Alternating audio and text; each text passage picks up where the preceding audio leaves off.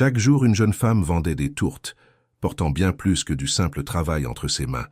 Sa routine tranquille cachait des responsabilités que personne autour d'elle ne soupçonnait, jusqu'à ce qu'une rencontre inattendue change complètement le cours de cette journée ordinaire. Si vous aimez les histoires d'amour et de romance, regardez jusqu'au bout, vous ne le regretterez pas. Abonnez-vous à cette chaîne et laissez un commentaire pour nous dire d'où vous écoutez cette belle histoire. Nous continuons. Le réveil sonna à 4h30 du matin, comme toujours. Manon n'en avait même plus besoin. Son corps était déjà habitué à s'éveiller avant que le son ne vienne briser le silence du petit appartement du 19e arrondissement de Paris. Elle se leva doucement, prenant soin de ne pas faire de bruit. Dans la chambre d'à côté, sa mère Claire dormait, et sur le canapé-lit du salon, son frère Damien, 16 ans, ronflait légèrement. La cuisine était son sanctuaire. Là, entouré des casseroles héritées de sa grand-mère Sébastienne, des moules en aluminium usés par le temps, Manon se sentait complète. Il était 5 heures du matin lorsqu'elle commença à préparer la première fournée. La tourte au poulet et à la crème de Bresse, la préférée des clients. Ensuite viendrait celle au poireau, celle au bœuf confit et purée de panais, et celle aux pommes, au caramel, au beurre salé. Chaque recette était un héritage transmis de mère en fille depuis 3 générations. Sébastienne avait tout appris à Claire, qui avait transmis son savoir à Manon. Les mains qui pétrissaient la pâte en cette fin de nuit portèrent les souvenirs d'une époque où la famille possédait une petite boulangerie à Sarlat, dans le Périgord. Mais après le décès du père de Manon dans un accident de travail il y a 10 ans, tout avait changé. Claire avait développé des problèmes de tension et de diabète, la boulangerie avait fait faillite et la famille avait dû tout recommencer à Paris. Manon n'avait que 18 ans lorsqu'elle prit la responsabilité d'être le pilier de la maison. Elle essaya d'étudier la gestion le soir dans une faculté grâce à une bourse, mais après 2 ans, elle comprit qu'elle ne pourrait pas tout concilier. Les tourtes se vendaient au bien, très bien. Chaque jour, elle se levait avant le soleil, préparait tout avec dévouement, et à 7 heures du matin, elle était déjà sur l'avenue des Champs-Élysées, près de la station Franklin D. Roosevelt, avec son stand et ses boîtes isothermes. Les clients la connaissaient déjà. Des cadres achetaient des tourtes pour les emporter au bureau. Des étudiants faisaient la queue avant les cours.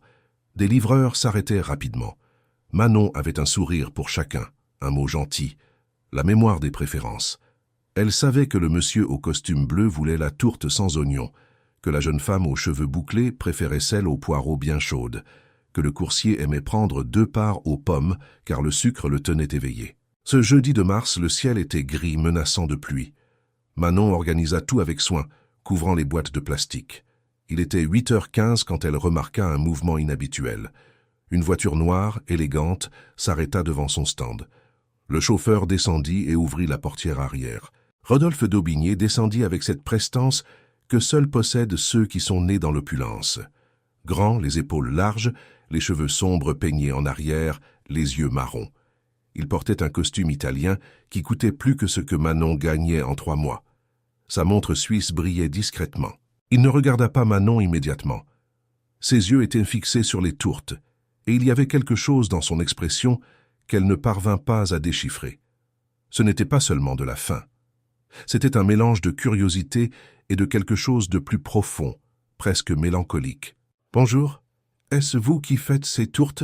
Manon ressentit une légère gêne face à la manière dont il posait la question. « Bonjour. Oui, monsieur. Toutes faites par moi. Elles sont fraîches. » Rodolphe s'approcha, observant.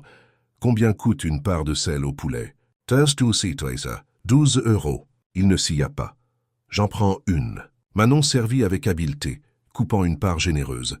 Rodolphe goûta. Et alors cela arriva. Il ferma les yeux, son expression changea complètement. Le masque de l'exécutif puissant s'effondra, et Manon vit un homme touché par quelque chose bien au-delà de la saveur. Il mâcha lentement, comme s'il essayait de décoder chaque ingrédient, chaque épice. Lorsqu'il ouvrit les yeux, ils étaient humides. « Comment avez-vous appris cette recette ?»« De ma mère, et elle de ma grand-mère. C'est une recette de famille. » Rodolphe resta silencieux, regardant la tourte comme un artefact précieux. « Votre grand-mère, d'où venait-elle ?»« De Sarlat, dans le Périgord. Pourquoi ?» Il prit une profonde inspiration, et Manon remarqua que ses mains tremblaient. « Ma grand-mère venait de là aussi. Elle faisait une tourte exactement comme celle-ci. Elle est morte quand j'avais 12 ans, et depuis, Je n'ai jamais rien mangé qui s'en rapproche. Je n'aurais jamais cru goûter cela de nouveau. Le chauffeur pointa sa montre. Rodolphe acquiesça. Combien coûte une tourte entière? 80 € pour celle au poulet. J'en veux 3 de chaque sorte. Puis-je passer commande pour demain? Manon cligna des yeux, surprise. Bien sûr. Rodolphe sortit son portefeuille et lui tendit 3 billets de 100 €. Gardez la monnaie. Et dites-moi, avez-vous déjà pensé à vous agrandir? À avoir un local fixe? Manon ressentit une pointe d'irritation. C'était toujours ainsi. Les gens pensaient savoir ce qui était le mieux. Je vous remercie, mais je suis très bien ainsi. Il perçut son ton et hocha la tête. Je comprends, à demain. 300 €. En une seule vente. Et cette manière dont il avait réagi comme si elle avait réveillé quelque chose d'endormi en lui. Quand elle rentra chez elle, elle raconta tout à Claire. Sa mère écouta, pensive. Cet homme, costume cher, chauffeur... Ah, oui. Pourquoi? Faites attention, ma fille. Les gens comme lui vivent dans un monde très différent du nôtre. Le lendemain matin, Rodolphe arriva ponctuellement. Il prit les boîtes personnellement. Parfait. Puis-je vous demander, pourquoi vendez-vous ici dans la rue? Avec un tel talent, vous pourriez avoir une pâtisserie. Parce que cela me donne de la liberté. Je contrôle mes horaires, ma production. Je n'ai pas de dette à la banque. Et surtout, je peux m'occuper de ma mère et de mon frère. Un restaurant m'enchaînerait 12 heures par jour. Ainsi, je travaille 6 heures et j'ai du temps pour ma famille. Rodolphe la regarda avec respect. Et si je vous disais que je peux vous aider, sans vous enlever votre contrôle? Pourquoi feriez-vous cela? Vous ne me connaissez même pas. Je reconnais la qualité et je reconnais le potentiel. De plus, ces tourtes m'ont apporté un souvenir que je pensais avoir perdu. Si je peux vous aider à grandir sans perdre votre essence, ce serait ma façon de vous remercier. Manon croisa les bras. Vous n'avez toujours pas dit qui vous étiez. Je suis le maire adjoint du secteur de l'hôtel de ville, Rodolphe d'Aubigné. Le nom lui parut familier. Manon l'avait vu sur des affiches électorales. Il était jeune, 35 ans, issu d'une famille traditionnelle. Ah, un politicien. Rodolphe rit sans humour. À votre ton, je vois que cela ne m'aide pas. Un politicien a toujours un intérêt derrière la tête. Toujours. Je ne dirai pas que vous avez tort. Mais je ne suis pas comme tous les politiciens. Faisons ceci. Demain après-midi, j'aimerais vous montrer un projet que je développe. Une crèche en rénovation. Après cela, vous déciderez si je ne suis qu'un homme de plus cherchant à se mettre en avant. Donnez-moi une chance de prouver que mes intentions sont sincères. Chaque instinct de Manon lui criait de garder ses distances. Mais il y avait quelque chose dans sa vulnérabilité qui la fit hésiter. À quelle heure? 15 heures? Je vous envoie l'adresse. Je viendrai seul. Il acquiesça, respectueux. Il lui tendit une carte. C'est à Belleville. L'après-midi suivant, Manon s'y rendit. Rodolphe l'attendait sans costume, en pantalon de ville et chemise aux manches retroussées. Il lui montra la crèche en travaux. Des murs neufs, des câbles électriques en cours de remplacement, un sol refait. Quand j'ai pris mes fonctions, j'ai trouvé cette crèche dans un état précaire. 50 enfants de 2 à 5 ans en danger. J'ai obtenu le budget pour rénover, mais ce fut une bataille. Certains disaient qu'il y avait des priorités plus grandes, comme si les enfants n'étaient pas une priorité. Il y avait une colère contenue dans sa voix. J'ai grandi à Passy, dans le 16e. J'ai étudié dans les meilleures écoles. Je n'ai jamais manqué de rien. Mais ma grand-mère m'a appris que le privilège vient avec des responsabilités. Si l'on a plus, on doit donner plus. Manon observait tout. Elle voyait que ce n'était pas une rénovation superficielle. C'était structurel, de qualité. Quand va-t-elle rouvrir? Dans 2 mois. Et c'est là qu'intervient ma proposition. Ces 50 enfants ont besoin d'alimentation. Aujourd'hui, ils reçoivent des plats industriels. Je voudrais que vous fournissiez des tourtes et des quiches, 3 fois par semaine. Le paiement est garanti par la mairie. Le cœur de Manon s'accéléra. Rodolphe, je n'ai pas la structure nécessaire, je produis dans la cuisine de mon appartement. Je le sais. C'est pourquoi je vous propose mon aide. Il existe une cuisine communautaire équipée près de chez vous, à Pantin, avec tous les agréments. Elle est sous-utilisée. Je peux faire en sorte que vous utilisiez l'espace sans frais. Vous gardez vos ventes aux Champs-Élysées et utilisez la cuisine certains après-midi. Et qu'est-ce que vous y gagnez? J'y gagne la certitude que les enfants auront de la vraie nourriture. J'y gagne d'aider quelqu'un qui mérite de grandir sans perdre son essence. Et peut-être que j'y gagne la chance de mieux connaître la femme qui m'a fait ressentir quelque chose que je pensais avoir perdu pour toujours. L'atmosphère changea. Il n'était plus question d'affaires. Il s'agissait de deux personnes de mondes différents reconnaissant une connexion dangereuse, impossible, mais indéniable. « Je dois réfléchir », dit Manon en faisant un pas en arrière, sans pression. Mais tous deux savaient que la pression était là. Le maire adjoint et la vendeuse de tourtes. Impossible, risqué et inévitable. Manon passa 3 nuits sans dormir correctement. La proposition de Rodolphe tournait dans son esprit comme un disque rayé. C'était une opportunité réelle, concrète, d'améliorer sa situation sans compromettre ses principes. Mais il y avait un problème qu'elle ne pouvait ignorer. L'attraction qu'elle avait ressentie cet après-midi-là à la crèche, quand ses yeux l'observaient avec une intensité qui allait au-delà du professionnel. Elle en parla à Claire, qui fut pragmatique comme toujours. « Ma fille, si l'affaire est sérieuse et que tu peux garder ton indépendance, pourquoi ne pas essayer? Mais concernant cet homme, fais attention. Les hommes comme lui ne s'impliquent pas avec des femmes comme nous sans qu'il y ait des complications. » C'était exactement ce dont Manon avait peur, les complications. Le 4e jour, elle appela le numéro sur la carte. Rodolphe décrocha à la 2e sonnerie. « Manon, je veux voir la cuisine communautaire, et je veux tout par écrit, contrat, terme, garantie. » Il y eut une pause. « C'est juste, demain matin, je peux passer vous prendre. J'irai seul, envoyez-moi l'adresse. » « Allez-vous toujours tenir à garder cette distance ?» La question la prit au dépourvu. « Oui, parce que j'en ai besoin. » « Je comprends. Je vous envoie l'adresse maintenant. » La cuisine communautaire se trouvait dans un centre culturel à Pantin, à 20 minutes en métro. Quand Manon arriva, elle trouva Rodolphe qui l'attendait avec une femme d'une 50aine d'années, aux cheveux gris, portant un tablier de la mairie. « Manon, voici Madame Noémie, la coordinatrice de l'espace. » Madame Noémie la salua d'une poignée de main ferme. « Enchantée, mademoiselle. Rodolphe m'a parlé de vos tourtes.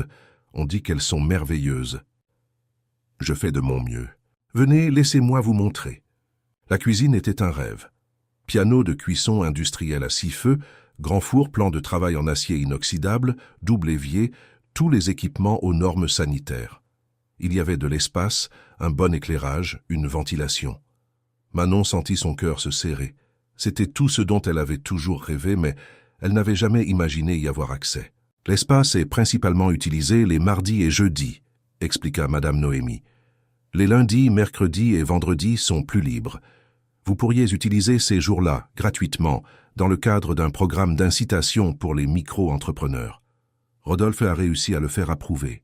Manon le regarda. Vous travaillez vite. Quand je sais ce que je veux, je ne vois aucune raison de traîner. Il y avait plusieurs sens à cette phrase, et ils le savaient tous les deux. Après la visite, Madame Noémie les laissa seuls dans le jardin extérieur sur de petits bancs en bois. Rodolphe s'assit et lui indiqua la place à côté de lui. Manon hésita, mais s'assit, gardant une distance de sécurité. « Avez-vous des doutes sur la proposition ?»« Beaucoup. Premièrement, pourquoi faites-vous cela? Et ne me ressortez pas cette histoire de remerciement pour les tourtes. Il y a autre chose. » Rodolphe resta silencieux, regardant les arbres. Quand il parla, sa voix était plus basse, vulnérable. « Vous avez raison, il y a autre chose. Depuis que ma grand-mère est morte, je me sens déconnecté. J'ai construit une carrière, atteint des positions, fait tout ce qu'on attendait de moi. Mais tout cela a toujours semblé vide, comme si je suivais un scénario écrit par quelqu'un d'autre. Et là, vous avez goûté ma tourte, et vous avez eu une épiphanie ?» Il sourit avec ironie. Dit comme ça semble ridicule. Mais oui, cette saveur m'a ramené à une époque où je savais qui j'étais, ce que je valorisais. Ma grand-mère n'avait pas grand-chose, Manon. Elle était employée de maison. Elle a travaillé pour des familles riches, y compris la mienne, avant d'épouser mon grand-père. Elle m'a appris que la valeur n'est pas dans ce que l'on possède, mais dans ce que l'on fait avec ce que l'on a. Et vous l'aviez oublié. J'avais mal compris. Je pensais que cela signifiait accumuler du pouvoir pour ensuite faire le bien. Mais le pouvoir corrompt. On commence à faire des concessions, à négocier ses principes.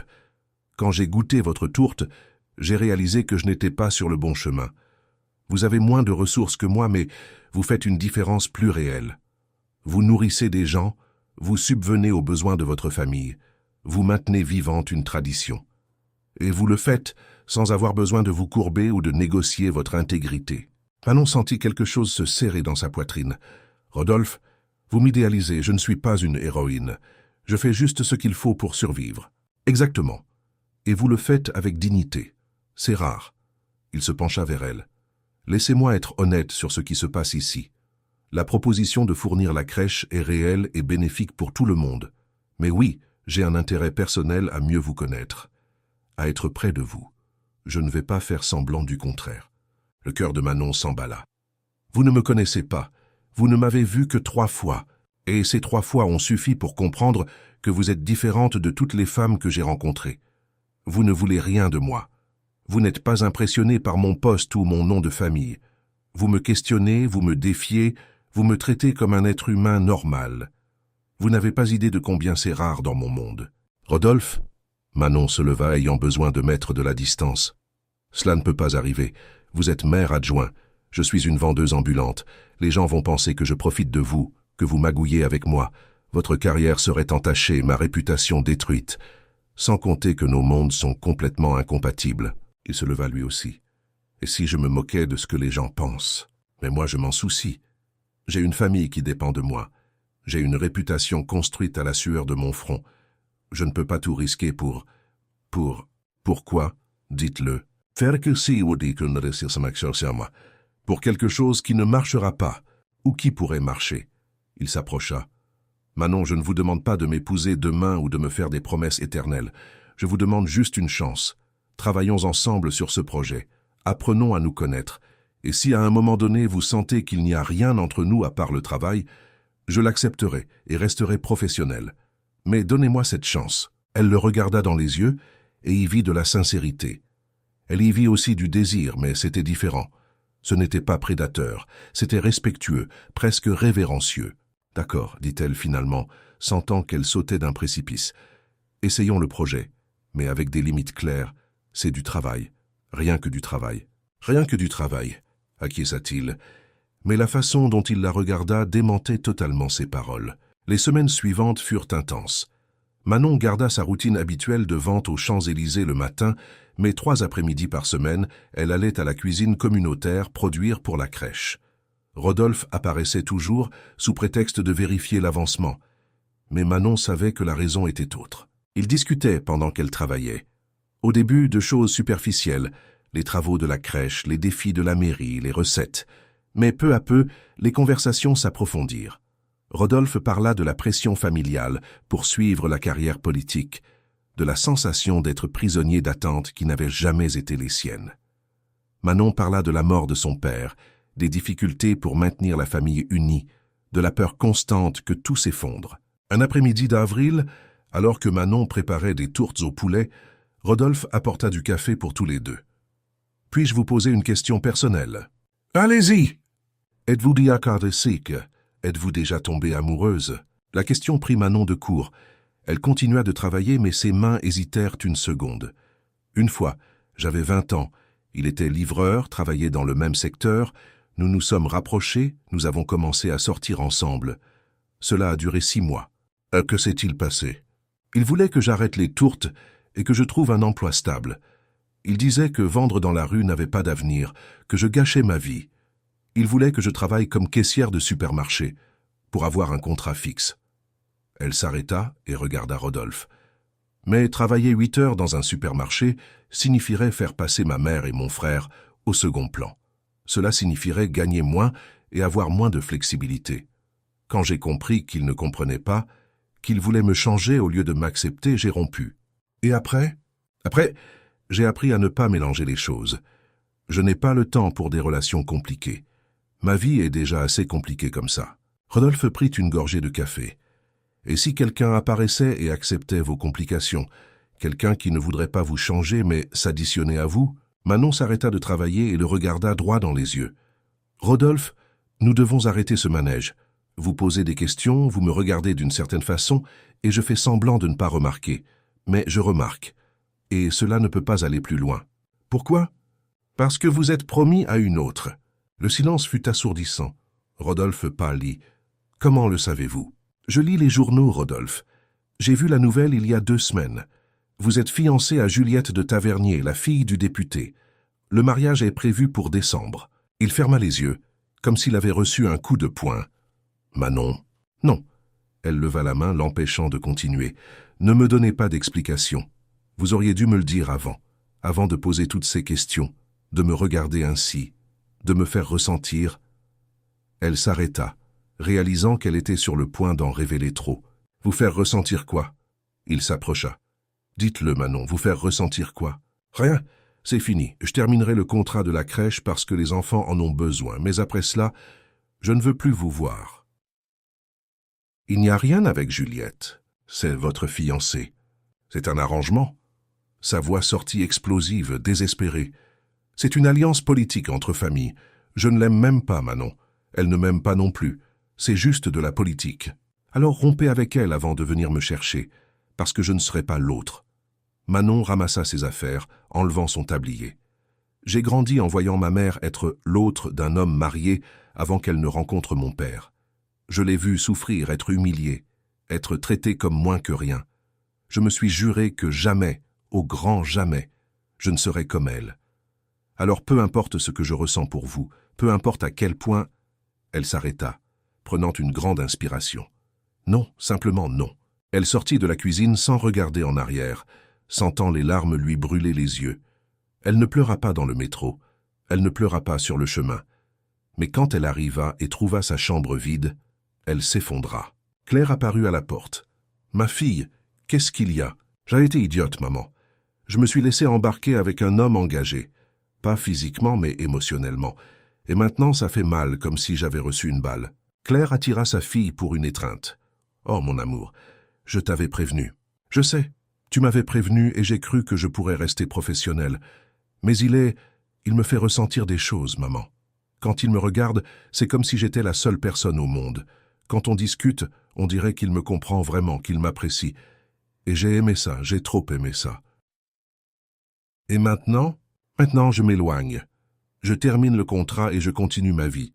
C'est la seule solution. » Mais Rodolphe n'accepta pas cet éloignement facilement. Le lendemain, il apparut aux Champs-Élysées, attendant qu'elle finisse ses ventes.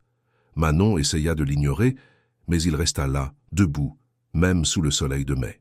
Quand elle commença enfin à ranger ses boîtes, il s'approcha. « 5 minutes, c'est tout ce que je demande. Il n'y a rien à discuter. »« J'ai rompu avec Juliette. » Manon se figea. « Quoi ? Hier soir ? » J'ai parlé avec elle, avec les familles, avec tout le monde.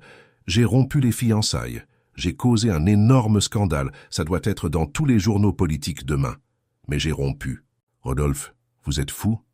Votre carrière, je m'en moque de ma carrière.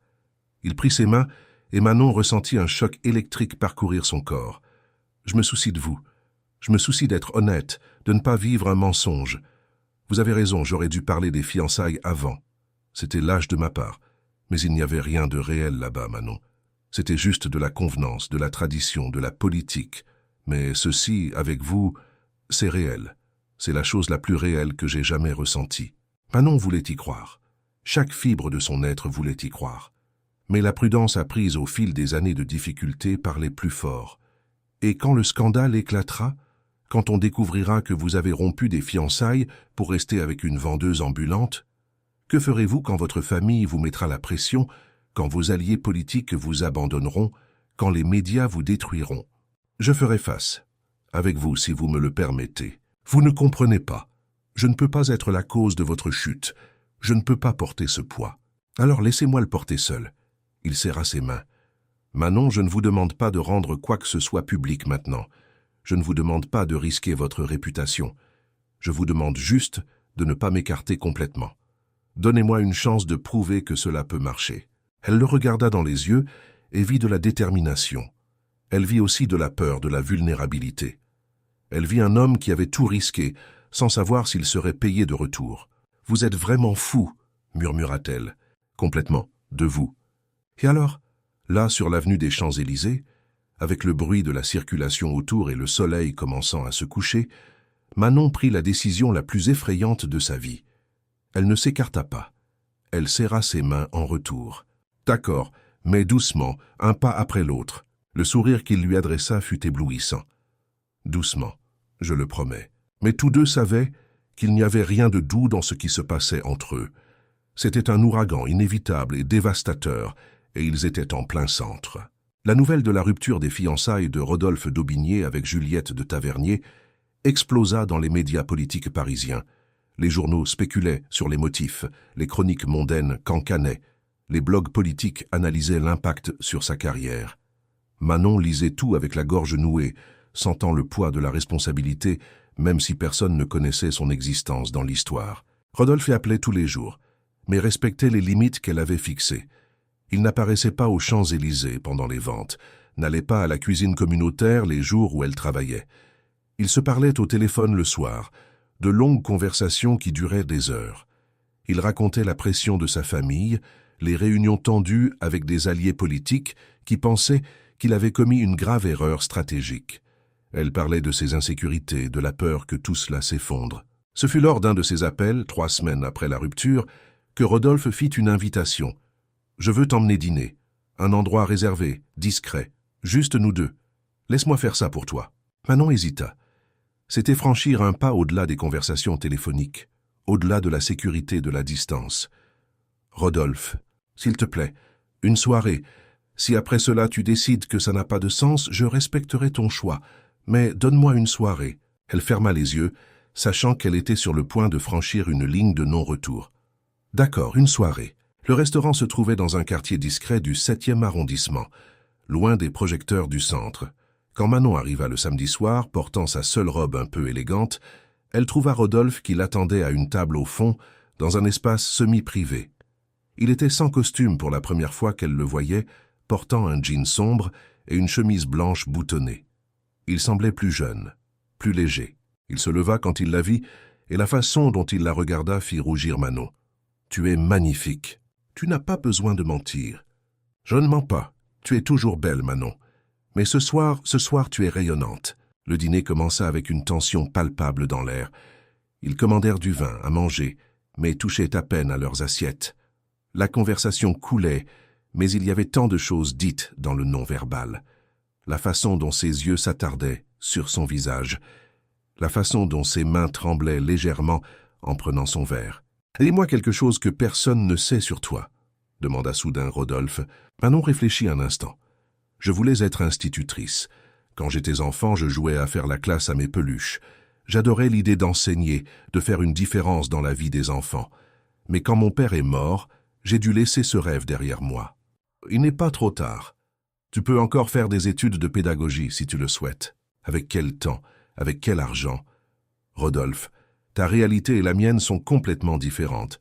Tu parles de faire l'université comme si c'était simple, mais pour moi, cela signifierait renoncer à un revenu, à du temps avec ma famille. Ce n'est pas viable. » Il resta silencieux, mais elle voyait les rouages tourner dans son esprit. « Et si je te disais que je peux t'aider, que je peux t'obtenir une bourse complète dans une bonne université? » « Non !» La réponse fut immédiate. « Rodolphe, je ne veux pas être ton projet de charité.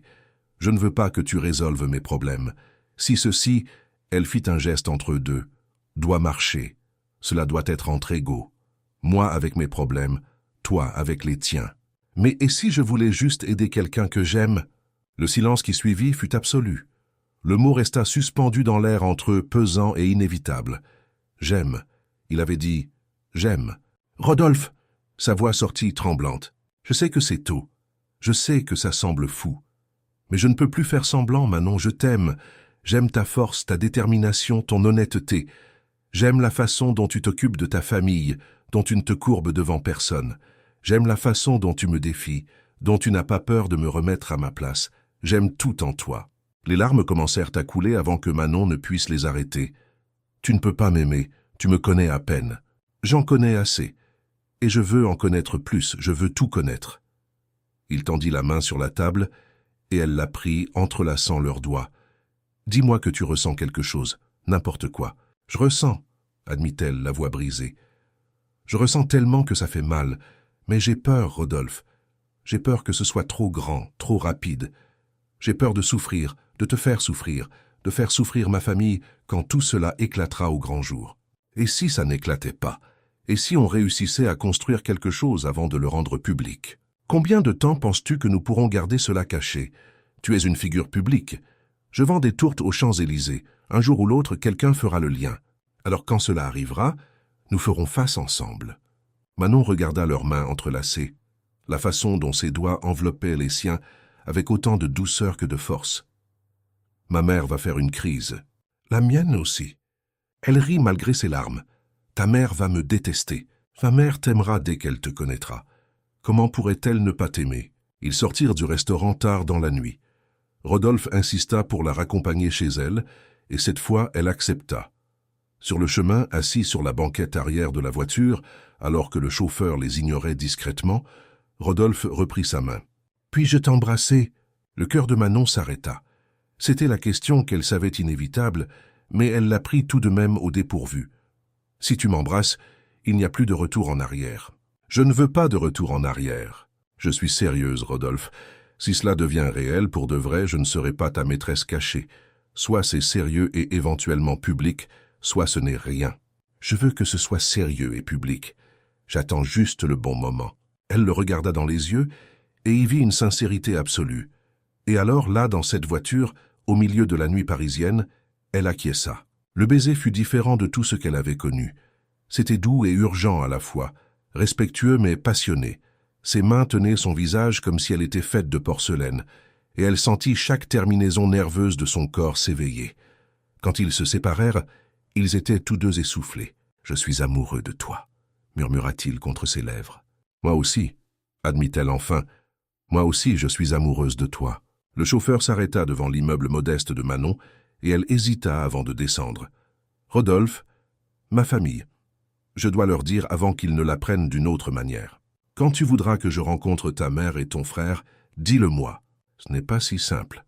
Ils auront beaucoup de questions, beaucoup d'inquiétudes justifiées. Et je répondrai à toutes, avec honnêteté. » Manon descendit de la voiture, mais avant de fermer la porte, elle se retourna. « Rodolphe, merci, pour ce soir, pour tout. Tu n'as pas à me remercier de t'aimer. » Elle monta dans l'appartement, le cœur battant, les jambes flageolantes. En entrant, elle trouva Claire encore réveillée dans le salon, regardant la télévision. « Tu rentres tard », commenta sa mère sans accusation. « Juste une observation. »« Maman, je dois te parler. » Claire éteignit la télé et se tourna complètement vers sa fille. « C'est au sujet de cet homme, n'est-ce pas? Le maire adjoint. Comment le sais-tu? Ma fille, tu crois que je ne remarque rien? Tu es différente depuis des semaines, plus heureuse mais aussi plus tendue. Tu parles au téléphone jusque tard. Ce soir, tu es sortie toute pomponnée. Je ne suis pas idiote. » Manon s'assit à côté de sa mère et lui raconta tout. La rencontre initiale, les conversations, ses fiançailles et comment elle s'était sentie trahie. La rupture, le dîner de ce soir.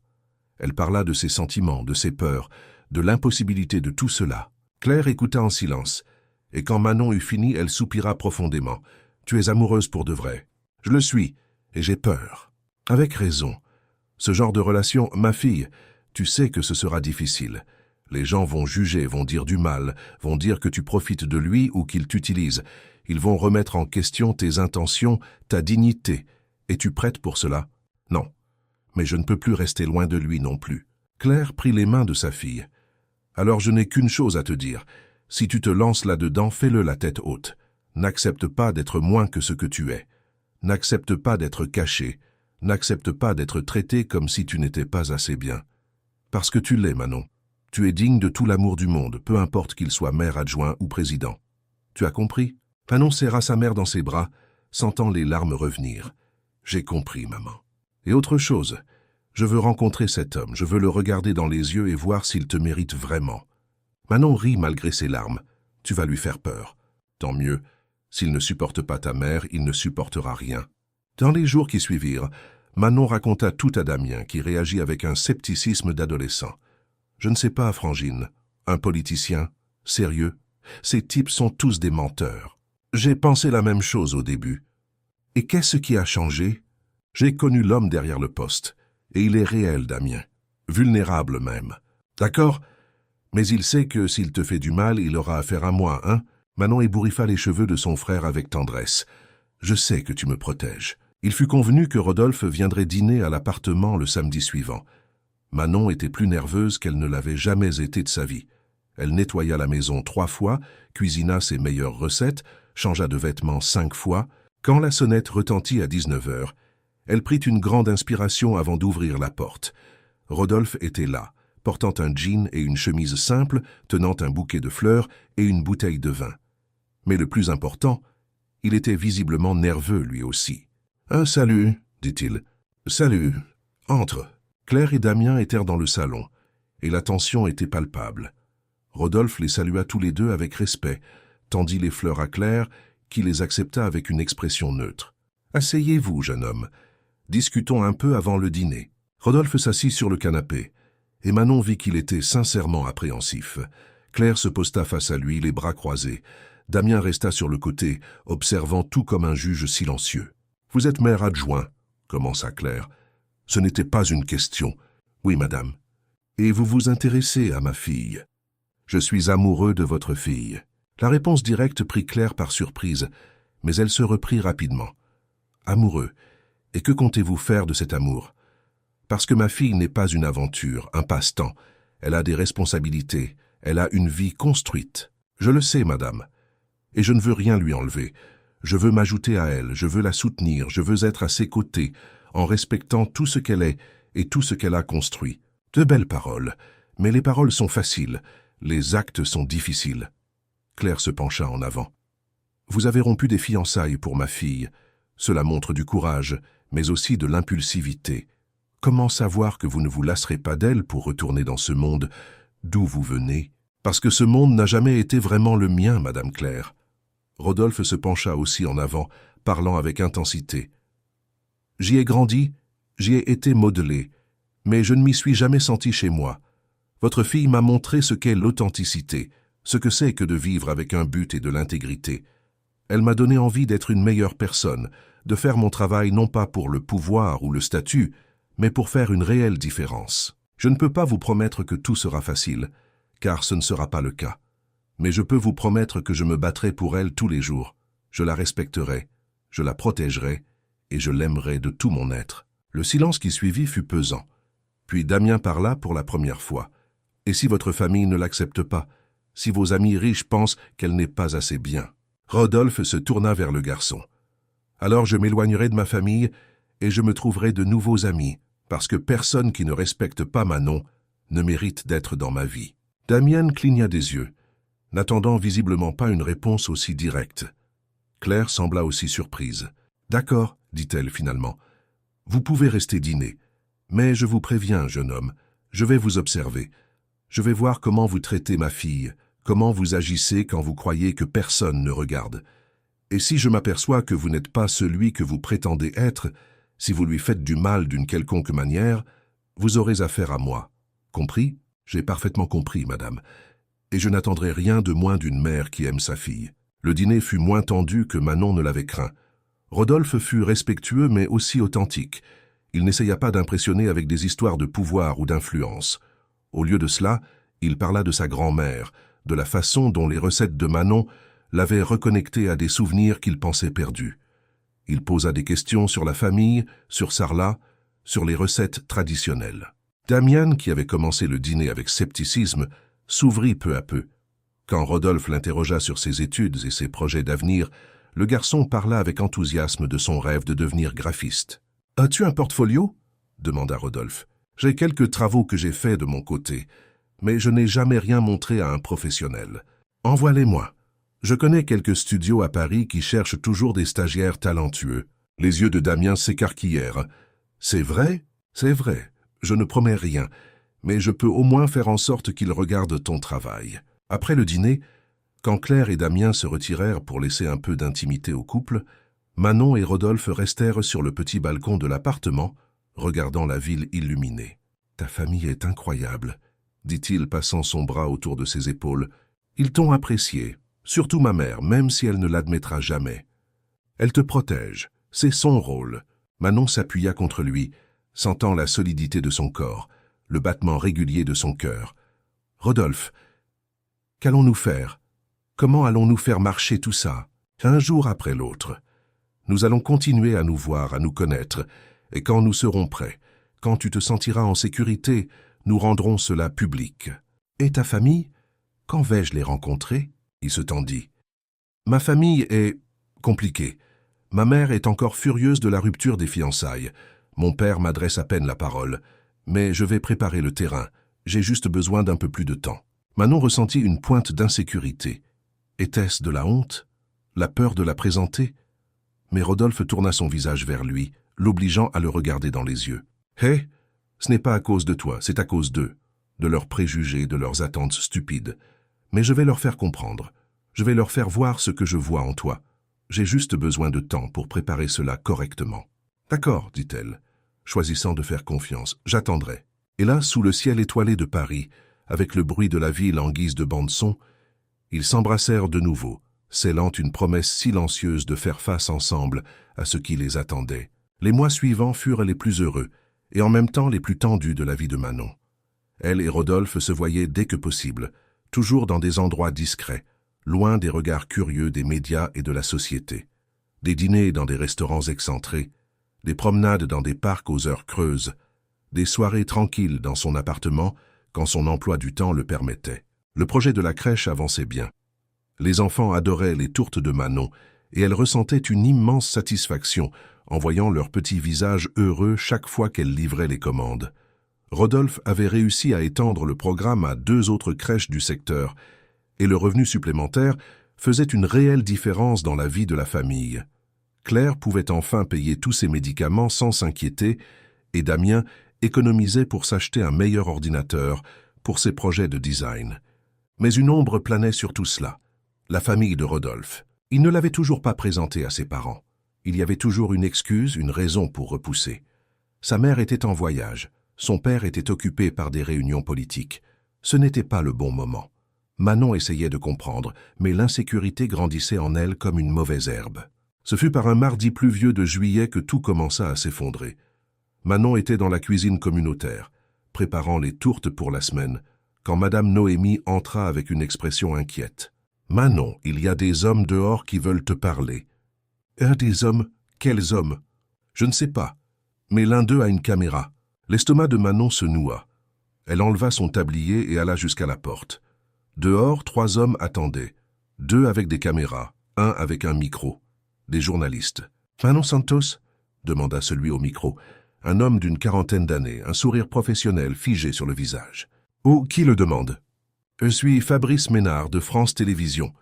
Nous aimerions vous poser quelques questions sur votre relation avec le maire adjoint Rodolphe d'Aubigné. » Tout se figea. Le sang dans les veines de Manon devint de la glace. « Je ne vois pas de quoi vous parlez. Nous avons des sources qui affirment que vous vous voyez depuis des mois, que sa rupture de fiançailles est due à vous. Confirmez-vous » Sans commentaire. Manon essaya de rentrer, mais le journaliste continua. « Est-il vrai que vous recevez des contrats de la mairie? Qu'il s'agit d'une forme de favoritisme? Les contrats sont légitimes. Tout est documenté, avec appel d'offres, avec agrément. Mais ne trouvez-vous pas suspect qu'une vendeuse ambulante sans entreprise formelle obtienne des contrats de la mairie, juste après s'être liée au maire adjoint ?» Manon sentit la colère exploser. « J'ai une entreprise. J'ai un statut d'auto-entrepreneur enregistré. Je paie mes impôts. Tout est en règle. Et j'ai obtenu les contrats parce que mon produit est bon, pas parce que je couche avec qui que ce soit. » Au moment où les mots sortirent de sa bouche, elle sut qu'elle avait commis une erreur. Les yeux du journaliste brillèrent. Les caméras avaient tout capté. « Donc vous confirmez la relation ?»« Je ne confirme rien. Partez d'ici. » Elle leur claqua la porte au nez et s'appuya contre elle, tremblante. Madame Noémie était pâle. « Ma fille, qu'est-ce que tu vas faire ? » « Je dois appeler Rodolphe. » Elle prit son téléphone avec des mains tremblantes et composa le numéro. Il décrocha immédiatement. « Manon, j'allais t'appeler. Il s'est passé quelque chose. » « T'es journaliste. Ici, à la cuisine communautaire, ils savent tout, Rodolphe. Sur nous, sur les contrats, tout. » Il lâcha un juron étouffé. « Reste là, je viens te chercher. »« Rodolphe, ils ont des caméras. Si tu apparais ici maintenant, tu vas tout confirmer. »« Je m'en fiche. Je ne vais pas te laisser gérer ça seul. » Mais avant qu'il ne puisse arriver, le téléphone de Manon sonna de nouveau. C'était un numéro inconnu. Contre son meilleur jugement, elle répondit. « Manon Santos ?» La voix était féminine, polie mais glaciale. « C'est moi. Qui est à l'appareil ? Je m'appelle Hélène d'Aubigné, la mère de Rodolphe. » Manon eut l'impression de recevoir un coup de poing. « Madame d'Aubigné, nous devons parler, en personne, aujourd'hui. Je suis occupée. » « Ce n'est pas une demande, ma chère. C'est une convocation. Je vous attends à l'hôtel Le Meurice à 19h. Seul. » La ligne fut coupée avant que Manon ne puisse répondre. Quand Rodolphe arriva 20 minutes plus tard, Il trouva Manon assise par terre dans la cuisine, serrant ses genoux. Il s'agenouilla immédiatement à ses côtés. « Hé, tout va bien, on va régler ça. Ta mère a appelé. Elle veut me voir aujourd'hui. » L'expression de Rodolphe s'assombrit. « Non, tu n'iras pas. Je dois y aller, Rodolphe. Si je n'y vais pas, elle pensera que j'ai peur, que je suis une lâche. Et je ne le suis pas. Manon, ma mère, elle peut être cruelle, surtout quand elle sent que le contrôle lui échappe. Alors je lui montrerai que je n'ai pas peur. » Rodolphe lui prit le visage entre les mains. « J'y vais avec toi. » Elle a dit de venir seule. Je me moque de ce qu'elle a dit. Tu es ma petite amie. Nous y allons ensemble. Rodolphe! Manon couvrit ses mains avec les siennes. Laisse-moi faire ça, laisse-moi lui montrer et te montrer à toi aussi que je peux me défendre seul. J'en ai besoin. Il la regarda longuement. Un conflit évident dans ses yeux, mais finit par acquiescer. D'accord, mais au moindre problème, au moindre manque de respect, tu m'appelles, et je suis là dans 5 minutes. Compris? Ah, compris. À 19h, Manon entra dans le hall de l'hôtel Le Meurice portant son plus bel ensemble, qui semblait tout de même bien trop simple pour cet environnement de luxe. Le portier la guida vers un salon privé au 2e étage. Hélène d'Aubigné était assise dans un fauteuil de velours, buvant du vin rouge. Elle avait une 60aine d'années, les cheveux blonds parfaitement coiffés, des vêtements de créateur, des bijoux discrets mais hors de prix. Ses yeux bleus jaugèrent Manon de la tête aux pieds en 3 secondes, et ce qu'ils virent ne sembla visiblement pas l'impressionner. « Asseyez-vous », ordonna-t-elle, indiquant le fauteuil opposé. Manon s'assit, gardant le dos droit, la tête haute. « Du vin ?»« Non, merci. » Hélène prit une gorgée, observant Manon comme un faucon observe sa proie. « Vous êtes plus jolie que je ne l'imaginais. Rodolphe a toujours eu bon goût en matière de femme, je dois l'admettre. Je ne suis pas venu ici pour recevoir des compliments vides, Madame d'Aubigné. » Un sourire froid toucha les lèvres de la femme. « Direct, j'aime ça, très bien. Parlons de vous et de mon fils. Il n'y a rien à dire. Rodolphe et moi sommes ensemble et cela ne regarde personne d'autre que nous. Enfin, mais si, cela me regarde, ma chère, parce que l'avenir de mon fils, sa carrière, la réputation de notre famille, tout cela est en danger à cause de cette aventure. » « Ce n'est pas une aventure. »« Alors qu'est-ce que c'est? Le grand amour ?» Hélène rit, mais c'était un son sans aucune joie. « Vous croyez vraiment que cela va durer? Qu'un homme comme Rodolphe, habitué à un certain train de vie, se contentera d'une vendeuse de tourtes pour toujours? S'il ne s'en contente pas, alors ce n'était pas l'homme que je pensais. Et je continuerai ma vie. Quelle maturité! Quelle noblesse! » Hélène se pencha en avant. « Laissez-moi vous montrer la réalité, Manon. Mon fils est à un moment crucial de sa carrière. Il a le potentiel pour devenir ministre, peut-être même président un jour. Mais pour cela, il a besoin de la bonne alliance, du bon soutien. Et vous n'êtes pas la bonne alliance, parce que je suis pauvre, parce que vous venez d'un monde complètement différent. Vous ne comprenez pas la politique, vous ne comprenez pas les nuances sociales dans lesquelles il doit naviguer. Vous seriez un poids mort pour sa carrière. » Les mots étaient comme des coups de poignard, mais Manon refusa de montrer qu'il faisait mal. « Rodolphe ne me voit pas ainsi, parce qu'il est aveuglé par la passion. Mais la passion passe, ma chère, et quand elle passera, il réalisera tout ce qu'il a sacrifié pour vous, et il vous en voudra. C'est inévitable. Ou peut-être réalisera-t-il que je l'ai rendu meilleur, plus connecté à la réalité, plus humain. » Hélène rit de nouveau. « Vous y croyez vraiment, n'est-ce pas? Que l'amour triomphe de tout, que la classe sociale n'importe pas. Quel adorable conte de fées !» Elle sortit une enveloppe de son sac et la posa sur la table. À l'intérieur se trouve un chèque de 500 000 €. À vous sans condition. Enfin, avec une petite condition, vous rompez avec mon fils et vous sortez de sa vie pour toujours. Manon regarda l'enveloppe comme s'il s'agissait d'un serpent venimeux. Vous essayez de m'acheter. Je vous offre une sortie digne. Avec cet argent, vous pouvez monter une vraie pâtisserie, donner une vie meilleure à votre mère et à votre frère. Vous pouvez même faire des études. Réalisez vos rêves. Tout ce que vous avez à faire, c'est laisser mon fils libre pour le destin qui lui est tracé. » Pendant un instant, juste une seconde, Manon y réfléchit. 500 000 €. C'était assez d'argent pour changer complètement la vie de sa famille. Claire pourrait avoir de meilleurs soins. Damien pourrait étudier dans une université de premier plan. Elle pourrait avoir sa propre boutique. Mais alors elle se souvint du sourire de Rodolphe quand il la regardait, de la façon dont ses mains tremblaient quand il la touchait, des longues conversations jusqu'à l'aube, de la façon dont il avait pleuré en mangeant sa tourte pour la première fois. Non. Hélène cligna des yeux. Pardon? J'ai dit non. Vous pouvez garder votre argent, Madame d'Aubigné.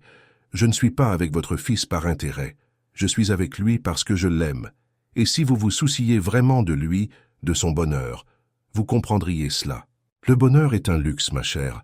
Rodolphe a des responsabilités. Manon se leva. Rodolphe mérite d'être heureux. Et si vous ne parvenez pas à voir cela, alors c'est peut-être vous le poids mort dans sa vie, pas moi. L'expression d'Hélène se figea en quelque chose de dangereux. Vous allez le regretter. J'ai des ressources, des contacts. Je peux vous détruire, vous et votre famille, d'un simple coup de téléphone. Vous pouvez essayer, mais qui gagnerez-vous? Le respect de votre fils ou sa haine éternelle? Manon se dirigea vers la porte, mais s'arrêta avant de sortir. Je viens d'en bas, Madame d'Aubigné. Je sais ce que c'est que de lutter, de souffrir, de perdre. Je sais ce que c'est que d'être menacé. Et cela ne me fait pas peur, parce que contrairement à vous, je n'ai rien à perdre, à part ceux que j'aime. Et cela me rend bien plus forte que vous ne le serez jamais. Elle sortit la tête haute, le cœur battant comme un tambour. Ce n'est que lorsqu'elle fut dans l'ascenseur, loin du regard d'Hélène, qu'elle laissa couler ses larmes. À l'extérieur de l'hôtel, Rodolphe l'attendait appuyé contre sa voiture. Quand il la vit, il courut vers elle. « Qu'est-ce qui s'est passé? Tu vas bien ?» Manon se jeta dans ses bras en sanglotant. « Ta mère, elle a essayé de m'acheter 500 000 € pour que je disparaisse de ta vie. » Elle sentit son corps se raidir. Elle a fait quoi? Et j'ai refusé.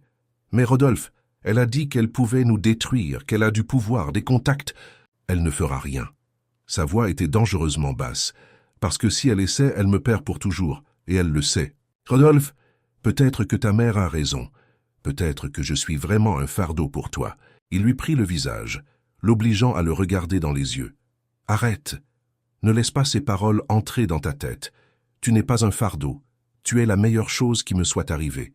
La seule chose réelle dans un monde de faux semblants. Mais est ta carrière. Et si cela détruit vraiment tout ce que tu as construit, alors je construirai autre chose. Quelque chose qui en vaille la peine. Quelque chose qui n'exige pas que je renonce à celle que j'aime. Il l'embrassa, là, en pleine rue, sans se soucier de qui pourrait les voir. Assez de nous cacher, Manon. Assez de vivre dans l'ombre. Demain, je vais donner une interview et je vais tout raconter. Sur nous, sur la façon dont nous nous sommes rencontrés, sur mes projets pour l'avenir. Et si le monde veut nous juger, qu'il nous juge. Parce que je ne vais plus prétendre que tu n'es pas la femme que j'aime. Ah, tu en es sûr? Je n'ai jamais été aussi sûr de rien dans ma vie. Mais quand ils se réveillèrent le lendemain matin, ils découvrirent qu'ils n'auraient pas le contrôle sur le moment où la nouvelle sortirait. Car quelqu'un avait fait fuiter des photos de Manon sortant de l'hôtel la veille, des photos de Rodolphe l'attendant. Et l'article était déjà dans tous les journaux. Le maire adjoint Rodolphe d'Aubigné dans une romance interdite avec une vendeuse ambulante. Des contrats suspects sous enquête. La guerre avait commencé, et Manon ne savait pas s'il réussirait à y survivre. Le scandale explosa comme une bombe dans les médias parisiens. En 24 heures, le visage de Manon était sur tous les journaux télévisés, sur tous les portails d'information, sur les réseaux sociaux. Vendeuse ambulante devint son surnom officiel. Romance interdite était le titre favori. Favoritisme et magouille étaient les mots les plus répétés. Manon ne put sortir de chez elle pendant 3 jours. Des journalistes campèrent devant son immeuble. Son téléphone ne s'arrêtait pas de sonner avec des appels de numéros inconnus. Sur les réseaux sociaux, des gens qui ne l'avaient jamais rencontrée émettaient des avis sur son caractère, ses intentions et même son apparence. Elle est jolie mais banale, rien de spécial. C'est évident qu'elle est avec lui pour l'argent. Un pauvre Rodolphe, il est tombé dans les filets d'une arriviste. Elle doit être douée au lit pour qu'il plaque Juliette de Tavernier. Chaque commentaire était une blessure. Claire essayait de la protéger, lui retirant le téléphone des mains, fermant les rideaux, gardant la télé éteinte. Mais il était impossible d'y échapper complètement. Damienne rentra de l'école le 2e jour avec un œil au beurre noir. « Qu'est-ce qui s'est passé ?» demanda Manon alarmée. « Un abruti à l'école n'arrêtait pas de dire des saletés sur toi. Je lui ai refait le portrait. »« Damienne, quoi ?» J'allais le laisser dire que ma sœur est une profiteuse, qu'elle utilise ce type, qu'elle ne vendrait pas de tourte dans la rue si elle était vraiment belle. Manon serra son frère avec force, sentant la culpabilité l'écraser. Sa décision d'être avec Rodolphe affectait sa famille de manière qu'elle n'avait pas prévue. Rodolphe essayait d'appeler constamment, mais Manon parvenait à peine à répondre. Quand elle décrochait, il était désespéré, furieux, impuissant. Il avait donné l'interview promise, déclarant publiquement son amour pour Manon, défendant la légitimité des contrats, demandant le respect. Mais cela semblait seulement jeter de l'huile sur le feu. Ce fut le 4e jour que la situation s'aggrava encore. La mairie, sous la pression de l'opposition et des médias, ouvrit une enquête officielle sur les contrats de Manon. Des auditeurs apparurent à la cuisine communautaire, exigeant des documents, analysant chaque facture, questionnant chaque centime. Madame Noémie appela Manon, la voix tremblante. « Ma fille, ils sont en train de tout retourner ici. Ils disent qu'il pourrait y avoir des irrégularités, que les contrats pourraient être annulés. Mais tout est en règle, je paye mes impôts, j'ai des factures pour tout. Je sais, mais ils cherchent la petite bête. N'importe quel détail sera utilisé contre toi. » Manon raccrocha et s'effondra. Elle avait tout construit avec tant de soin, tant d'honnêteté. Et maintenant, on essayait de détruire non seulement sa réputation, mais son gagne-pain, celui de sa famille.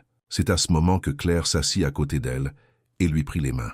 « Ma fille, je dois te poser une question. Et je veux une honnêteté totale. »« Quoi, maman ?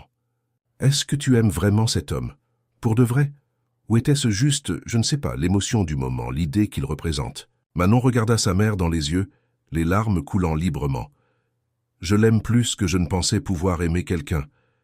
J'aime la façon dont il me fait me sentir forte et vulnérable en même temps. J'aime comme il m'écoute vraiment, comme il me respecte. J'aime même ses défauts, son entêtement, la façon dont il se perd parfois dans ses propres insécurités. J'aime tout, maman. » Claire hocha lentement la tête. « Alors tu vas devoir te battre. Parce que ce qui arrive maintenant, ce n'est que le début. Si tu restes avec lui, ils vous attaqueront de tous les côtés, toujours. Ils chercheront des scandales, ils inventeront des mensonges, ils essaieront de vous séparer. Tu dois décider si tu es prête à affronter cela. »« J'ai peur, maman. » »« Moi aussi j'aurais peur. Mais avoir peur ne signifie pas être faible. Cela signifie que tu comprends la gravité de la situation. La question est, vas-tu laisser la peur te contrôler ou vas-tu te battre malgré elle ?» Manon essuya ses larmes et prit une grande inspiration. « Je vais me battre. Alors relève la tête et montre à ces gens qui tu es vraiment. » Cette nuit-là, Manon répondit enfin au téléphone quand Rodolphe appela pour la 15e fois. Il commença à parler immédiatement, la voix rauque d'épuisement et d'inquiétude. « Manon, Dieu merci. J'étais en train de devenir fou, tu vas bien, ta famille va bien. Nous survivons. Damien s'est battu à l'école, ma mère dort à peine. Et les auditeurs épluchent chaque virgule de mes contrats. Je sais, et j'essaie de contenir cela. Mais l'opposition utilise notre situation comme une arme politique. Ils se fichent de la vérité. Ils veulent juste me faire tomber. »« Rodolphe » Manon hésita, mais elle savait qu'elle devait poser la question. « Est-ce que tu regrettes d'avoir rompu avec Juliette, de t'être lié à moi? Parce que si tu regrettes, je comprends. Je m'en irai, je disparaîtrai, et tu pourras reconstruire ta vie. »« Non !» La réponse fut immédiate et ferme. « Non, Manon, je ne regrette rien. Je regrette de n'avoir pas été plus prudent, de ne pas t'avoir mieux protégé. Mais t'aimer? Te choisir? Jamais.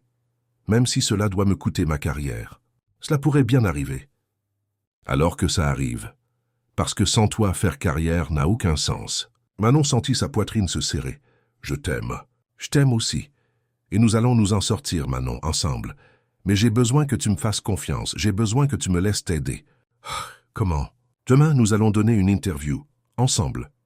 Dans l'émission d'Anne-Marie Perrin à la télévision, nous allons raconter notre histoire, notre vérité.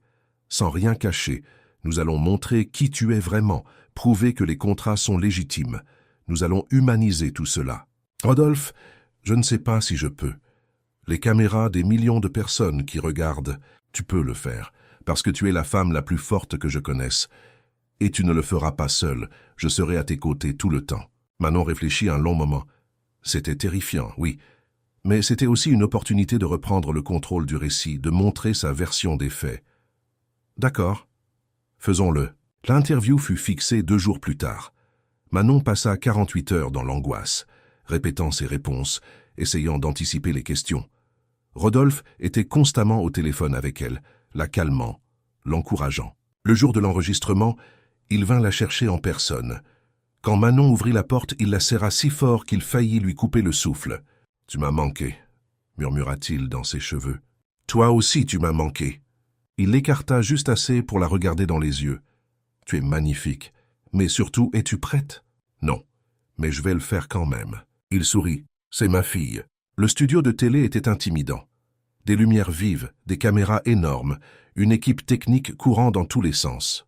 Anne-Marie Perrin les reçut personnellement. Une femme élégante d'une 50aine d'années, connue pour ses interviews directes mais justes. « Rodolphe, Manon, soyez les bienvenus. Je sais que c'est un moment difficile pour vous, mais merci de nous faire confiance pour raconter votre histoire. »« Merci de nous recevoir, » dit Rodolphe. Quand les caméras commencèrent à tourner, Anne-Marie entra directement dans le vif du sujet. « Rodolphe, Manon, toute la France parle de vous. Romance interdite, contrat suspect, scandale politique. Commençons par le début. Comment vous êtes-vous rencontrés ?» Rodolphe regarda Manon, qui prit une grande inspiration et commença à parler. Elle raconta la vente des tourtes aux Champs-Élysées, le jour où Rodolphe était apparu, comment la recette l'avait reconnecté aux souvenirs de sa grand-mère. Elle parla des premières conversations, de la proposition du projet des crèches. « Et concernant les contrats qui font l'objet d'une enquête, » demanda Anne-Marie, « pouvez-vous nous expliquer comment vous les avez obtenus ?»« Bien sûr, » répondit Manon, et sa voix était plus ferme maintenant. « Tout a été fait par appel d'offres publiques. J'ai un statut d'auto-entrepreneur enregistré depuis 3 ans. Je paie mes impôts. J'ai présenté une proposition technique, des échantillons de produits, une documentation complète. J'ai gagné parce que mon produit est bon et mon prix compétitif. Il n'y a pas eu de faveur, pas de magouille. D'ailleurs, d'autres fournisseurs ont aussi participé à l'appel d'offres. Mais ne pensez-vous pas que le fait d'être en couple avec le maire adjoint crée au minimum une apparence de conflit d'intérêts ? « Si, » admit Manon, et son honnêteté prit Anne-Marie par surprise. Et si j'avais su que les choses allaient évoluer ainsi, j'aurais peut-être réfléchi à 2 fois avant de participer. Mais quand j'ai postulé, Rodolphe et moi nous connaissions à peine. Nous n'étions que des connaissances. La relation est venue après. Rodolphe, Anne-Marie se tourna vers lui. Vous avez rompu des fiançailles de plusieurs années avec Juliette de Tavernier, issue d'une famille politique traditionnelle, pour Manon. Beaucoup disent que c'était impulsif, que vous avez gâché votre carrière pour une passion passagère. Qu'en dites-vous ? Je dis que ces gens ne connaissent pas la différence entre une passion passagère et le véritable amour, répondit Rodolphe. Juliette est une femme merveilleuse et je lui souhaite le meilleur. Mais notre relation était une alliance, pas de l'amour. Nous étions ensemble parce que c'était attendu, parce que c'était politiquement pratique. Ce n'est juste ni pour moi, ni pour elle, de maintenir cela. Et Manon ? Ne pensez-vous pas que la différence sociale est trop grande ? La différence sociale existe, dit Manon. Ce serait mentir que de prétendre le contraire. Rodolphe a grandi dans le 16e, a fait les meilleures écoles. J'ai grandi en banlieue, j'ai eu du mal à finir le lycée parce que je devais travailler. Mais la différence sociale ne définit pas le caractère. Elle ne définit pas si 2 personnes peuvent s'aimer, se respecter et construire quelque chose ensemble. Mais que répondez-vous à ceux qui disent que vous êtes avec lui pour l'argent ? Manon regarda directement la caméra. Je pense que ces gens ne connaissent pas mon histoire. Je me lève à 4h30 du matin tous les jours depuis 7 ans. J'ai construit mon affaire de zéro, à la sueur de mon front et par un travail honnête. Je subviens aux besoins de ma mère malade et de mon frère cadet. Je n'ai jamais rien demandé à personne. Je n'ai jamais accepté l'aumône. Rodolphe n'a pas besoin de me donner de l'argent. Il me donne du respect, du partenariat, de l'amour. Et cela n'a pas de prix. Anne-Marie se pencha en avant. Manon, une rumeur dit que la mère de Rodolphe vous a proposé de l'argent pour rompre avec lui. Est-ce vrai ? Manon hésita, regardant Rodolphe. Il acquiesça, lui donnant sa permission silencieuse. C'est vrai, Madame d'Aubigné m'a proposé 500 000 € pour que je sorte de la vie de son fils. Le studio plongea dans un silence absolu. Anne-Marie était visiblement choquée. Et qu'avez-vous fait ? J'ai refusé, parce que je n'aime pas Rodolphe pour ce qu'il possède. Je l'aime pour ce qu'il est, et aucune somme d'argent ne changera cela. Rodolphe prit la main de Manon sur la table, entrelaçant leurs doigts. Ma mère a agi par peur, la peur de perdre le contrôle, la peur que je choisisse un chemin différent de celui prévu, mais ce n'est pas sa décision, c'est la mienne. Et je choisis Manon. Chaque jour, je la choisis. Et votre carrière ? N'avez-vous pas peur que cela mette fin à vos ambitions politiques ? Mes ambitions ont changé, dit Rodolphe. Je suis entré en politique en voulant faire une différence, mais je me suis perdu en chemin. J'ai commencé à me focaliser sur le pouvoir, le statut, l'image. Manon m'a ramené à l'essentiel. Maintenant, quand je me lève le matin, je pense à comment je peux vraiment aider les gens, pas à comment je peux grimper dans la hiérarchie. Et si cela signifie que je ne serai jamais ministre ou sénateur, ce n'est pas grave. Je préfère être un maire adjoint, qui fait une réelle différence qu'un politicien puissant qui vit un mensonge. Anne-Marie les regarda tous les deux avec une expression qui ressemblait à du respect. Dernière question, que diriez-vous aux gens qui nous regardent et qui doutent encore de la sincérité de votre relation? Manon répondit la première. Je leur dirais observez. Observez comment nous nous traitons, comment nous nous soutenons.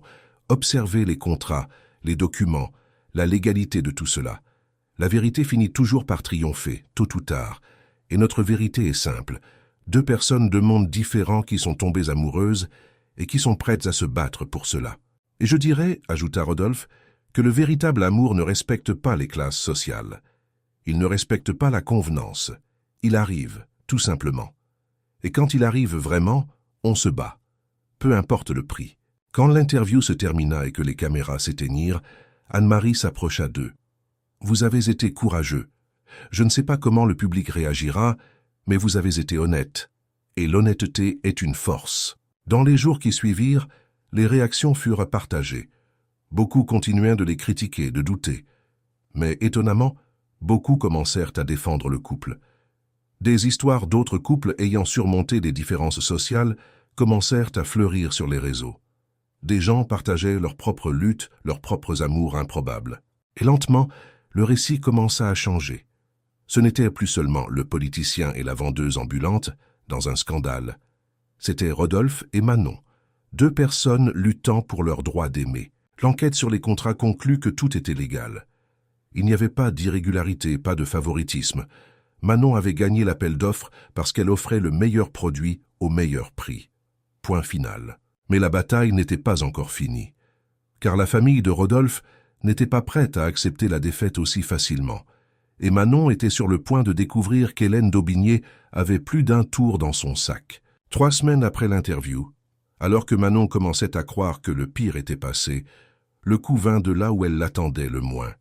Un reportage d'investigation fut publié dans un grand quotidien, révélant que le père de Manon, décédé 10 ans plus tôt, avait été arrêté 2 fois pour de petits vols avant sa mort. L'article insinuait qu'un passé familial douteux remettait en question l'intégrité de Manon. Elle lut l'article les mains tremblantes, sentant comme si on avait profané la mémoire de son père. Oui, il avait commis des erreurs quand il était plus jeune, avant sa naissance. Il avait volé de la nourriture quand il était désespéré, au chômage. Mais il s'était racheté, était devenu un homme honnête, travailleur. Et maintenant, on utilisait cela contre elle. « Et ta mère ?» dit Manon à Rodolphe au téléphone, la voix brisée. « Elle a fait enquêter sur ma famille. Qui d'autre ferait ça ?» Rodolphe resta silencieux à l'autre bout du fil. Et quand il parla enfin, sa voix était dangereusement calme. « Je vais régler ça. »« Comment ?»« C'est ta mère, Rodolphe. Tu ne peux pas juste... »« Je peux et je vais le faire. Ça suffit, elle a dépassé toutes les limites. » Cet après-midi-là, Rodolphe organisa un dîner avec ses parents. Il ne dit pas à Manon ce qu'il comptait faire, il lui dit simplement qu'il devait gérer cela seul. Elle resta chez elle, se rongeant les ongles d'anxiété, tandis que Claire et Damien essayaient de la distraire. La rencontre eut lieu dans la maison des parents de Rodolphe, un hôtel particulier dans le 16e arrondissement. Hélène et Marcel d'Aubigné le reçurent dans la salle à manger formelle, là où tant de décisions politiques et familiales avaient été prises au fil des ans. « C'est bien que tu aies enfin décidé de rentrer à la maison », commença Hélène en servant du vin. « Il était temps que tu retrouves la raison. Je ne suis pas venu pour retrouver la raison. Je suis venu pour clarifier certaines choses. » Rodolphe ne s'assit pas. Il resta debout, imposant.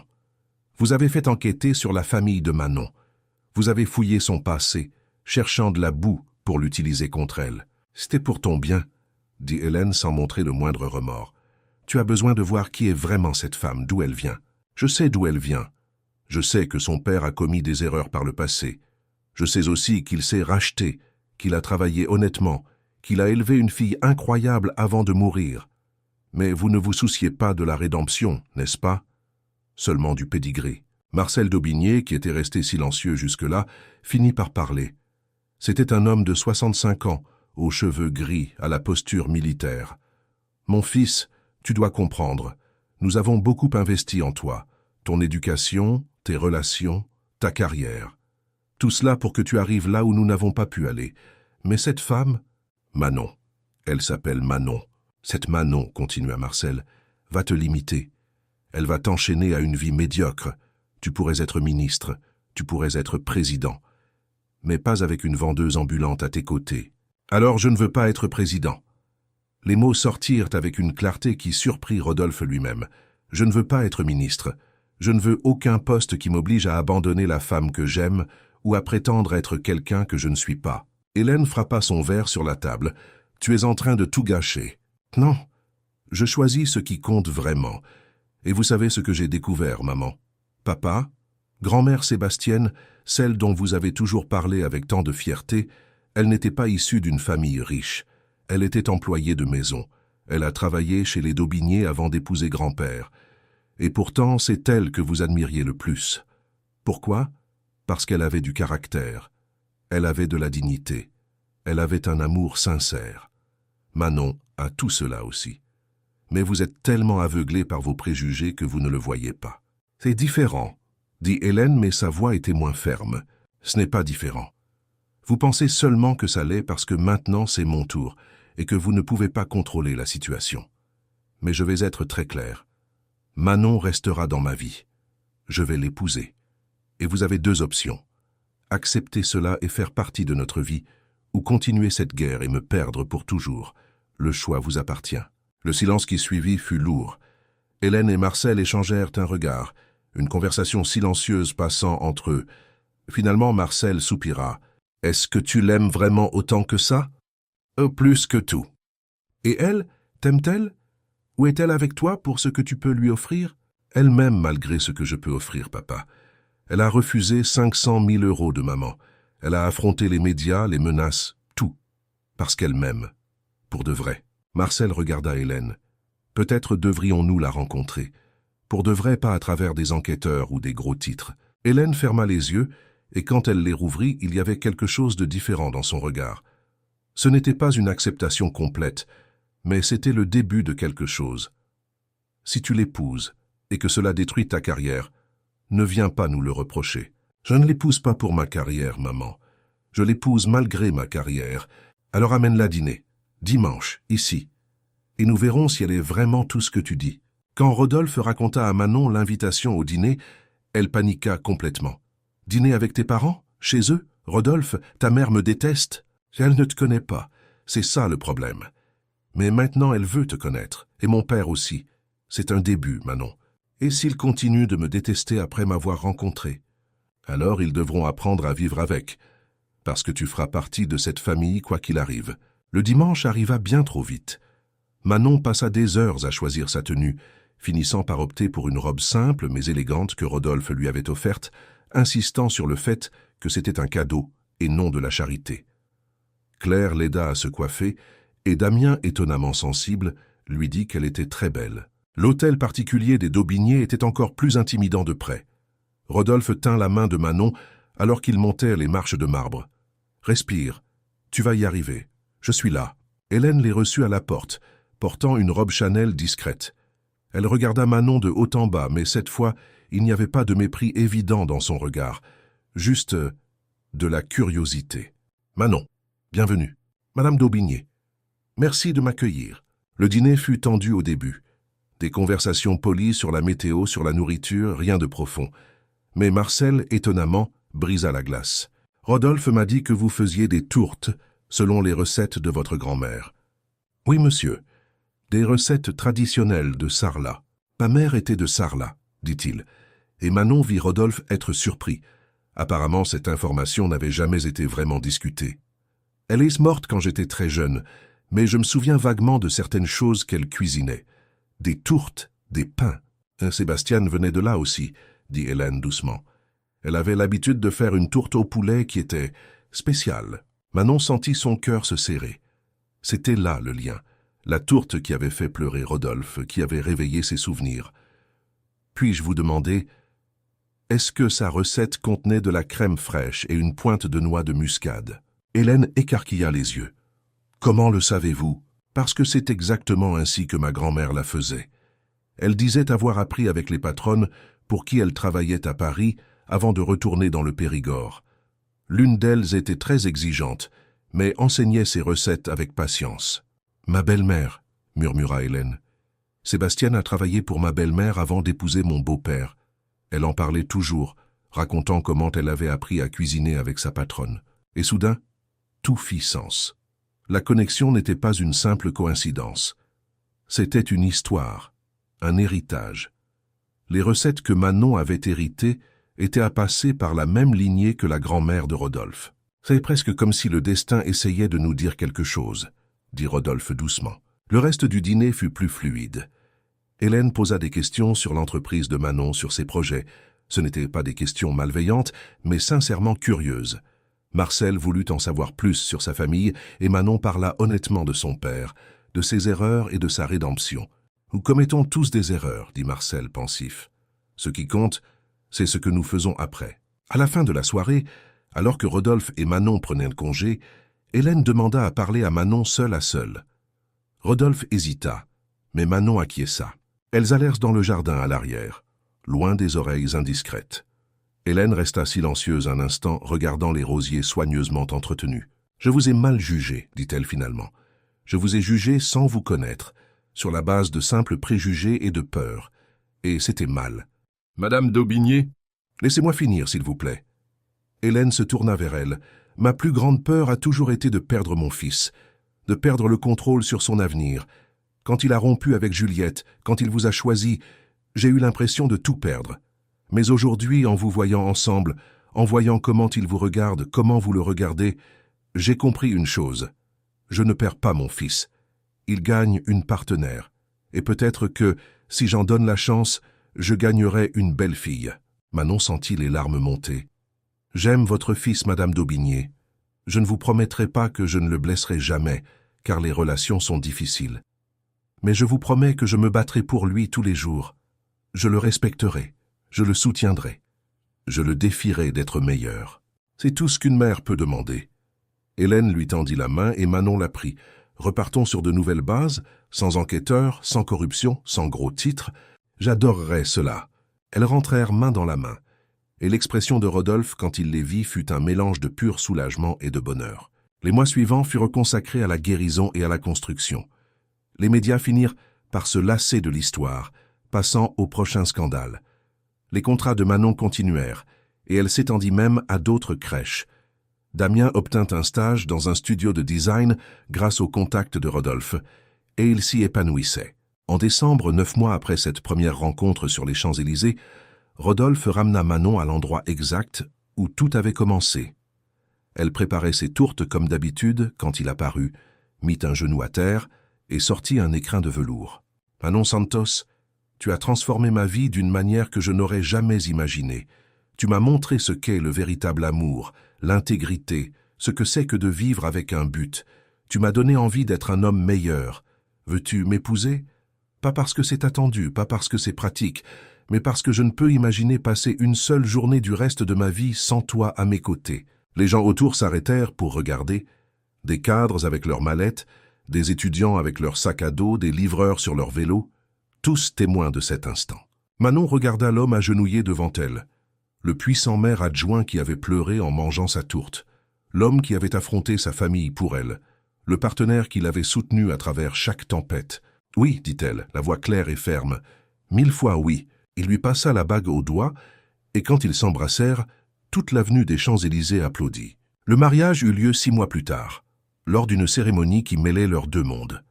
La fête se déroula dans un salon élégant, mais la nourriture était composée des recettes de Manon et Claire. Les invités comprenaient des politiciens et des cadres, mais aussi les clients fidèles des Champs-Élysées, Madame Noémie, et les cuisinières de la cuisine communautaire. Hélène et Claire, à la surprise générale, devinrent amies. 2 femmes fortes de mondes différents, unies par l'amour de leurs enfants. Damien fut le témoin, élégant dans son costume de location, fier de la sœur qui l'avait élevé. Et quand Rodolphe et Manon échangèrent leurs vœux, ce ne furent pas des paroles apprises ou traditionnelles. Ce furent des promesses réelles, née de luttes réelles. « Je promets de ne jamais oublier d'où je viens, » dit Manon. « Je promets de continuer à me lever tôt, à faire mes tourtes, à garder vivantes les traditions de ma grand-mère. Je promets de ne jamais laisser le luxe changer qui je suis au fond de moi.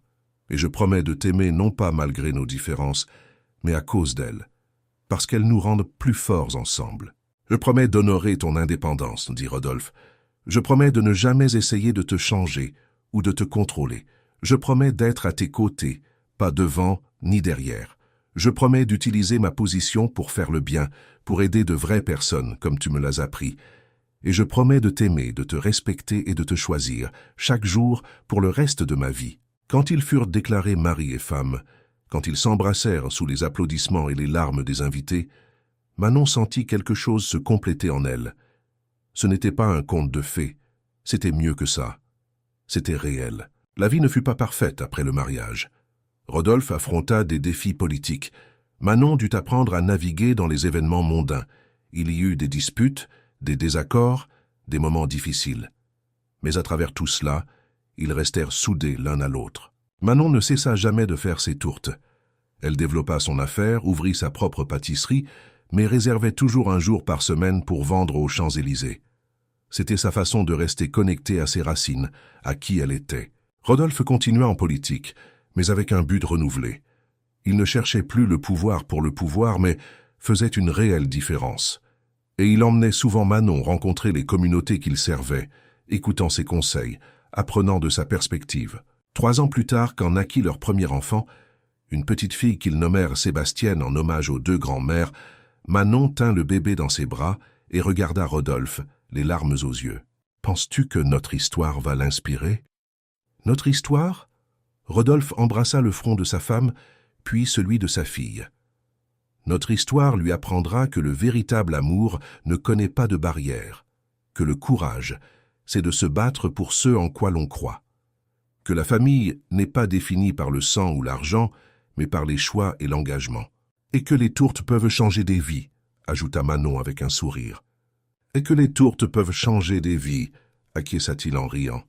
Cette nuit-là, alors qu'il bordait Sébastienne dans son berceau, alors qu'ils regardaient les lumières de Paris par la fenêtre de leur appartement, un appartement qu'ils avaient choisi ensemble, mêlant leurs 2 mondes, Manon repensa à tout ce qu'elle avait traversé. Elle avait commencé comme une vendeuse de tourtes, luttant pour survivre. Elle était devenue chef d'entreprise, épouse d'un homme politique, mère. Mais au fond, elle était toujours la même Manon, la fille qui se levait tôt, qui travaillait dur, qui aimait sa famille par-dessus tout.